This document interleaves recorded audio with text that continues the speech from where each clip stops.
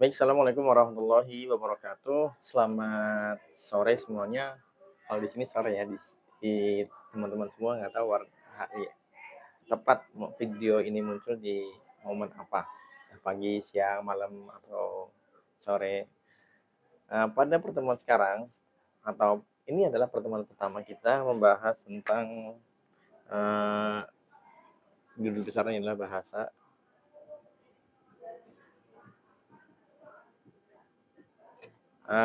Arab. Tentu apa namanya pelajaran ini adalah dipandang sebagai pelajaran yang tidak penting jika di sekolah biasa atau sekolah umum atau umumnya sekolah di Indonesia non pesantren ya non pesantren. Kalau pesantren menjadi wajib, jadi penting, tapi di sekolah non pesantren ini dipandang sebagai pelengkap aja karena memang tidak ada pengujian empirik, tidak ada pengujian atau pengujiannya tidak digunakan untuk syarat kelulusan.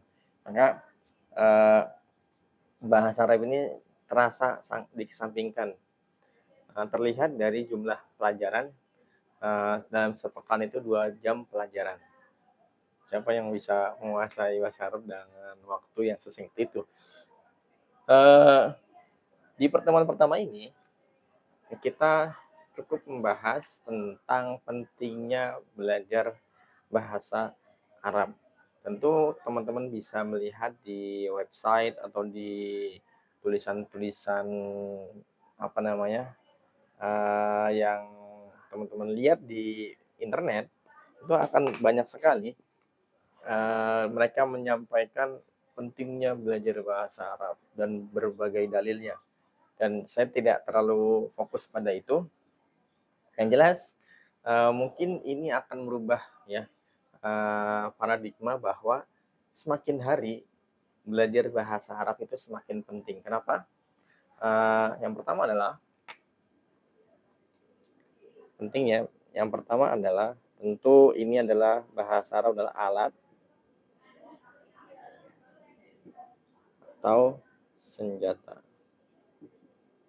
Alat atau senjata. Jadi bagi seorang muslim belajar bahasa Arab adalah merupakan alat untuk memahami tentang agamanya. Jadi agama Islam ini turun di Jazirah Arab, Nabi Muhammad itu turun menggunakan bahasa Arab. Inna anzalna dzikra wa inna lahu lahafizun, itu bukan apa namanya? Ada banyak dalil yang menyatakan bahwa Al-Qur'an ini turun dengan bahasa Arab. Jadi bahasa Arab itu merupakan alat untuk memahami agama dan juga senjata. Jika apa namanya teman-teman ini misalkan dibayangkan kita itu di zaman dahulu gitu ya, atau sekarang mungkin masih relate juga, ingin menguasai suatu daerah, atau sekarang kan boleh ya perang gitu, tapi dulu ketika ingin menguasai suatu daerah maka kita harus mengangkat senjata. Bayangkan kalau kita bergerombol datang ke suatu daerah pengen menguasai daerah itu tanpa senjata, maka kita akan dipukul mundur karena kita tidak mengetahui apa namanya daerah tersebut. Maka belajar bahasa Arab itu adalah sebuah senjata kita untuk mengalahkan atau menguasai agama Islam ini agar mengalahkan syubhat-syubhat yang ada di luar Islam, sehingga kita tidak rapuh pemahamannya terhadap agama ini karena banyak sekali apa namanya karya-karya para ulama itu berbentuk bahasa Arab.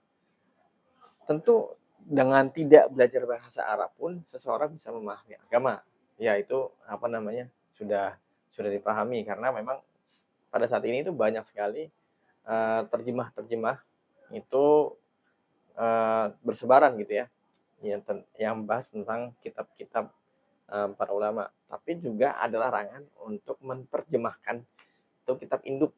Jadi kitab induk ulama itu dilarang untuk diterjemahkan. Biarlah kitab induk itu berupa bahasa Arab. Jadi seseorang yang ingin mengakses karya-karya ulama itu sebaiknya mempelajari bahasa Arab terlebih dahulu. Itu senjata kaum muslimin dalam memahami apa namanya agama. Yang kedua adalah memurnikan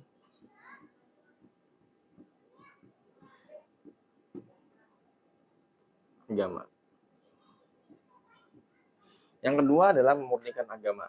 Jadi teman-teman kalau sudah paham tentang bahasa Arab, itu teman-teman akan menjumpai banyak sekali orang atau dai, penceramah, itu mereka benar-benar menyesatkan dari penterjemah. Maksudnya adalah gini, saya pernah suatu waktu itu duduk di majelis, waktu itu adalah sholat Jumat. Sholat Jumat, eh, pendakwah atau khotibnya itu menyampaikan sebuah hadis. Hadisnya masyhur, tapi diterjemahkan sesuai dengan keinginannya sendiri. Jadi memang ingin menggiring jemaah untuk melakukan perbuatan tertentu gitu. Tapi menggunakan hadis. Hadisnya betul, hadis sahih. Tapi dia terjemahkan secara melantur gitu ya. Selang melantur kemana untuk mengarahkan jemaah. Dan ini akan diketahui sama orang yang paham dengan bahasa Arab. Tentu saya nggak tahu ketika jemaah itu siapa aja yang paham bahasa Arab ya. Tapi saya bisa pastikan jemaah-jemaah yang tidak paham bahasa Arab dia akan tergiring oleh opini ustadz tersebut. Dan ini tidak diharapkan dan ini tidak menutup kemungkinan banyak sekali dakwah-dakwah pendakwah di luar sana yang juga mengatasnamakan menggunakan bahasa Arab sebagai dakwah pada dasar tapi artinya itu kemana-mana. Artinya itu tidak sesuai dengan lafaz teks bahasa Arab. Karena dia juga tahu kalau audiens yang dia sampaikan itu tidak paham bahasa Arab sehingga itu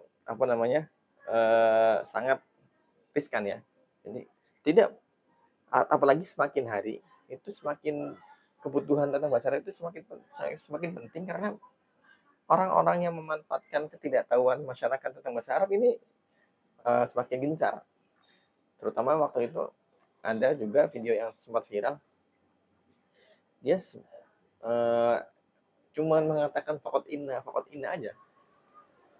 Ketika ditanya sama orang-orang yang paham bahasa Arab, ya dia mengaku sebagai bahasa yang lain, bukan bahasa Arab. Tapi ya bagi yang tahu bahasa Arab itu hanya sebuah alasan. Tapi apa teman-teman yang berdampak dari itu adalah orang-orang yang belajar dengan dia itu benar-benar taklid, benar-benar tidak bisa diubah cara pandangnya karena ketidaktahuan mereka. Bahkan ketidaktahuan mereka itu pun membuat mereka tidak berani mengatakan bahwa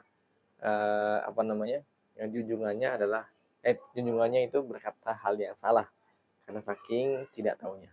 Maka yang kedua, memahami bahasa Arab untuk bertujuan memurnikan agama dari campur tangan orang yang tidak bertanggung jawab. Yang ketiga adalah melanjutkan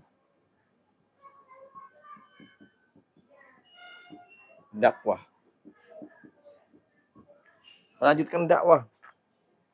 Jadi beberapa hari yang lalu, sekitar 1 bulan lebih, kita di daerah, khususnya di daerah Jakarta Barat ini kehilangan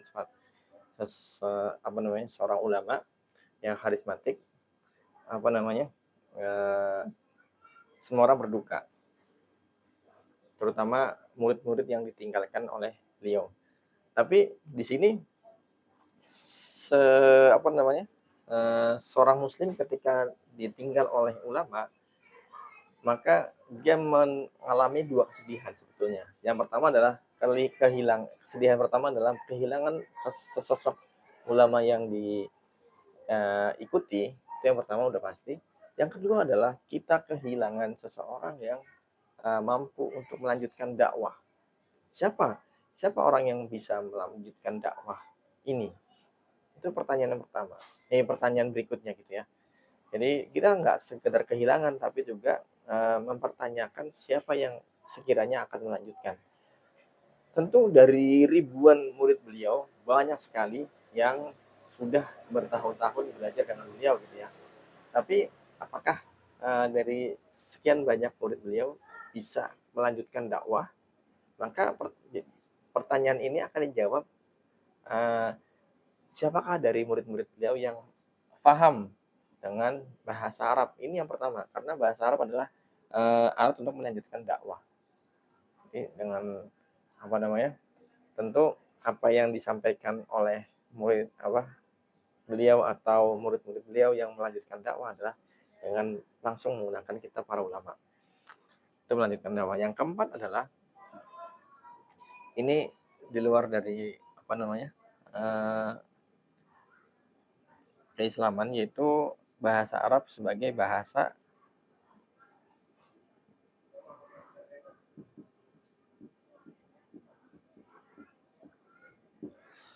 Arab itu sudah masuk ke dalam salah satu dari 6 bahasa internasional di lain selain Inggris, Prancis, Spanyol, Cina, dan juga Arab.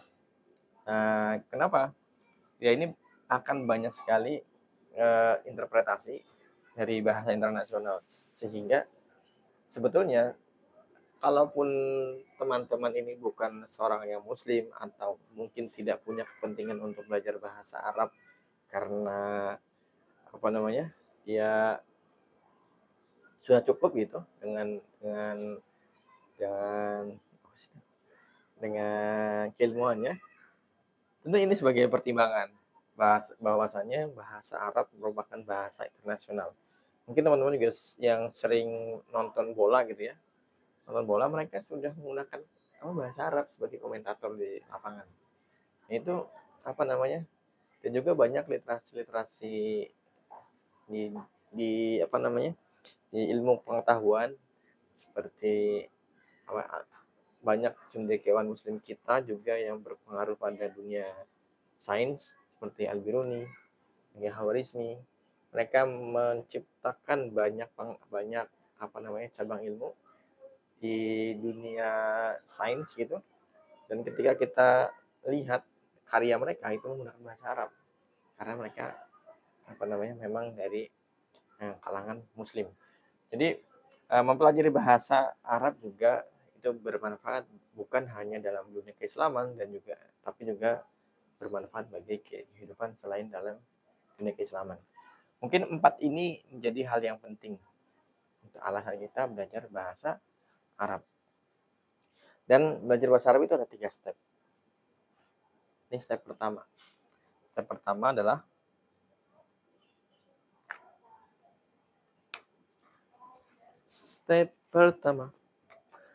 itu tahu tujuannya.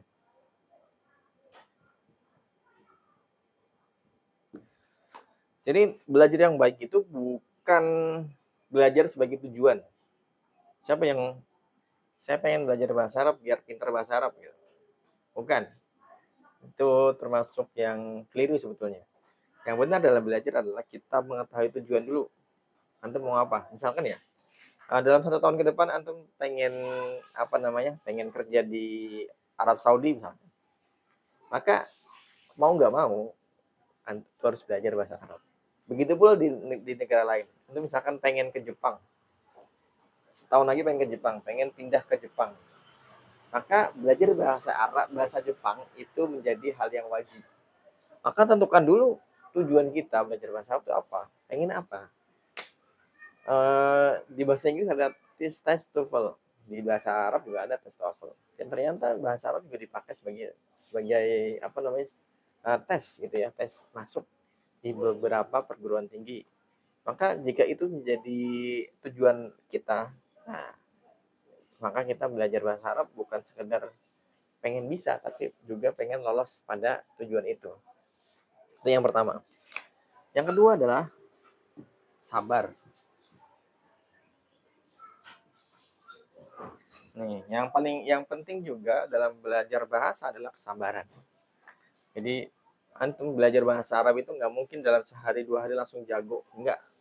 Dalam seminggu, dalam sebulan, bahkan setahun pun ada orang yang tidak apa namanya, tidak mahir atau tidak apa namanya menjadi seorang yang master gitu, enggak.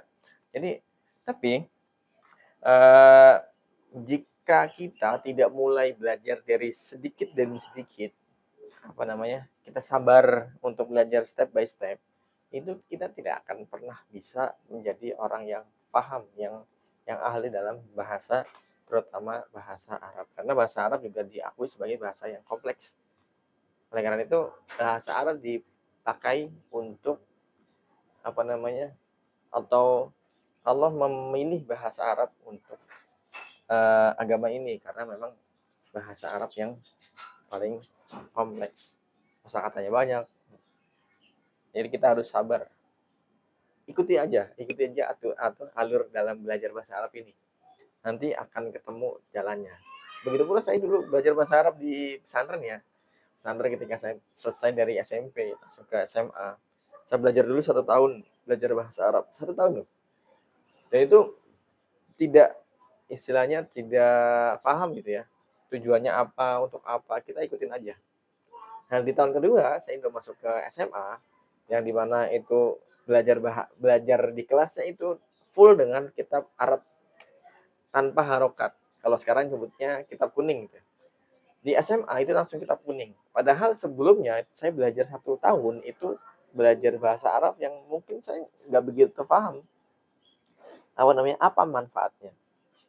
Tapi sering berjalannya waktu saya ikuti dan akhirnya oh, di tahun kedua saya baru paham bahwa apa yang saya lakukan di pertemuan sebelumnya itu sangat bermanfaat di pertemuan selanjutnya. Sabar, yang pertama tahu tujuan, yang kedua sabar, yang ketiga adalah apa yang ketiga? Ya, yang ketiga adalah praktek. Belajar bahasa yang paling penting adalah praktek. Mau antum belajar apapun ya, belajar bahasa Inggris kayak orang bule belajar bahasa Indonesia, kalau dia nggak praktek nggak bisa. Ya bagi kita bahasa Indonesia gampang kan, nggak perlu ya nggak SPOK banget juga bisa orang paham.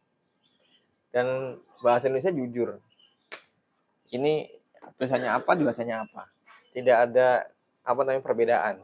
Sedangkan bahasa Inggris itu ada pronunciation, ada pengucapannya gitu ya.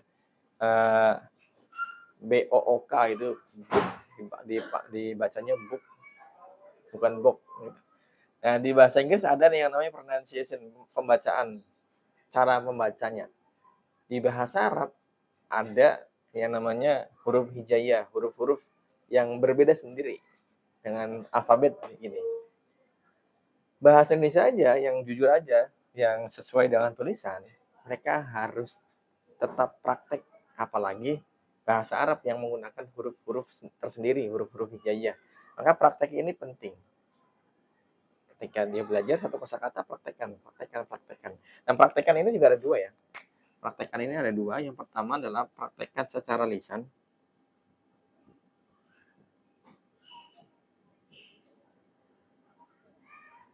Secara lisan, maksudnya adalah uh, obrolan, ya, mengucapkan bahasa Arab pada siapapun yang antum temui, entah itu teman atau teman belajar ya, atau orang asing, tapi kemungkinan mereka nggak ngerti. Tapi ini praktek yang pertama, praktek lisan. Dan biasanya kosakata yang digunakan juga ringan, sekedar kegiatan sehari-hari. Atau yang kedua adalah praktek yang namanya tulisan. Praktek tulisan itu bisa kita artikan sebagai kita menulis kosakata atau menulis kata yang kita ketahui, atau yang kedua adalah kita buka buku yang isinya bahasa Arab, kita terjemahkan satu persatu. Kita terus ulang-ulang, maka kita akan mempunyai banyak sekali kosakata dalam bahasa Arab. Jadi praktek ini penting. Sesabar-sabar kita belajar bahasa, atau kita pun tahu tujuan kita untuk belajar bahasa apa, kalau kita tidak praktekkan bahasa itu, kita akan nol. Walaupun dengan tidak praktek ya kita tahu, tapi antum yakin bisa diuji. Cuma misalkan sekarang udah kuliah, berapa tahun kita belajar bahasa Inggris? Sama ya, tapi apa bisa? Nggak bisa. Kenapa? Kurang praktek. Jadi problem di pendidikan kita sekarang adalah bukan buruk SDM-nya atau anak-anak yang buruk, bukan. Anak-anak kita itu pintar, banyak yang pintar. Ya metodenya juga banyak sekarang digunakan. Yang paling mendasar adalah kita kurang dalam praktek. Entah itu bahasa, atau pelajaran yang lain. Maksudnya praktek, kita belajar hanya sebatas mau. Salah, kita apa namanya, di sini aja. Kita tuh belajar itu sebatas tahu, ya. Kita belajar sebatas tahu. Oh iya tahu apa bahasa Inggrisnya, apa namanya ini, jangan apa ya, bahasa Inggrisnya apa, nih papan tulis, bahasa Inggrisnya whiteboard. Dulu black, sekarang white. Cepat nggak kira-kira ketika saya bikin kosakata bahasa Indonesia, terjemahkan dalam bahasa Inggris, tapi di situ ada papan tulis? Biasanya loading, karena tidak, kita hanya sebatas tahu aja. Yang kedua, padahal di luar itu orang-orang yang luar biasa pintarnya, orang-orang yang mungkin pencapaiannya kita pun kok bisa, orang bisa mencapai titik itu karena mereka tidak sekedar tahu tapi juga menguasai. Orang-orang yang bisa atau mampu menciptakan misalkan robotik, apa dia cuma tahu oh robot bikinnya begitu?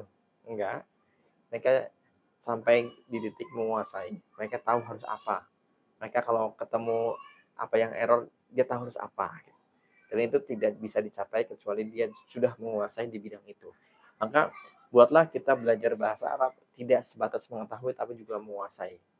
Nah, termasuk juga bagaimana mencari kosakata. Nanti banyak sekali hal yang harus kita ekspor di dalam bahasa Arab. Mungkin di pertemuan pertama ini dulu. Berlanjut ke pertemuan berikutnya.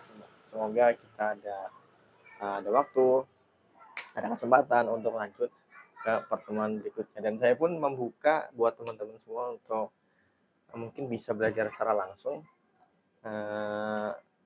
private, cukup, entah itu dengan sendiri kita berdua atau dengan teman-teman secara langsung. Bedanya apa?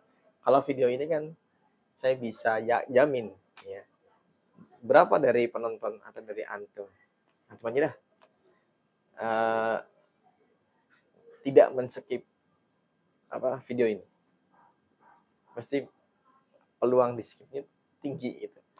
Beda ketika kita belajar di kelas tatap muka langsung, dia akan intens belajar bahasa Arab. Jadi saya membuka juga peluang untuk teman-teman yang ingin langsung belajar dengan saya di di nomor yang saya sertakan di bawah. Kalau misalkan belum yakin juga ya nggak apa-apa, ikuti aja dulu di video ini, mungkin suatu saat akan tertarik. Mungkin sekian yang bisa saya sampaikan di pertemuan pertama ini. Wassalamualaikum warahmatullahi wabarakatuh.